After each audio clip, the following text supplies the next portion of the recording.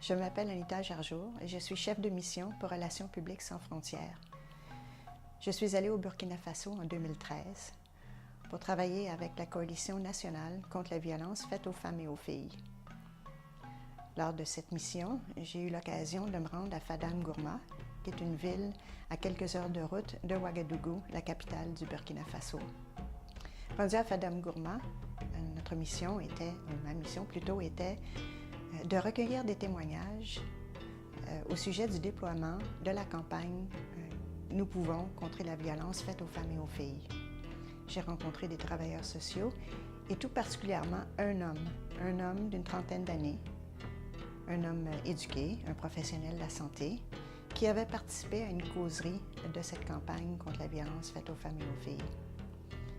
En quittant la causerie et en rentrant chez lui, il nous a raconté que la première chose qu'il a fait, c'est parler avec sa femme qui est aussi une professionnelle, et lui demander qu'est-ce qu'elle pensait s'il arrêtait de la frapper. Oui, c'est difficile à entendre s'il arrêtait de la frapper, mais c'était quelque chose de commun dans sa famille. Il frappait lorsque le repas n'était pas prêt, lorsque le repas n'était pas chaud, ou s'il avait été contrarié pendant la journée. Naturellement, sa femme a dit qu'elle trouvait que c'était une bonne idée, qu'il pouvait trouver un moyen de ne plus frapper. Il a pris une entente avec sa femme que si jamais il ressentait le besoin de la frapper pour une raison ou une autre, qu'il irait faire une marche.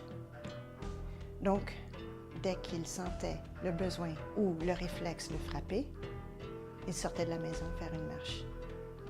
Quelques jours après, il a réalisé que ses enfants s'approchaient de lui, ses enfants qui restaient toujours éloignés de peur de se faire frapper.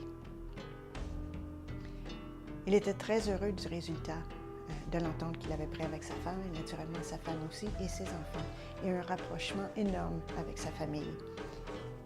Et à partir de ce moment-là, il est devenu un bénévole pour la campagne contre la violence faite aux femmes et aux filles. C'est en écoutant le témoignage de cet homme que j'ai réalisé que les missions de Relations publiques sans frontières font vraiment une différence.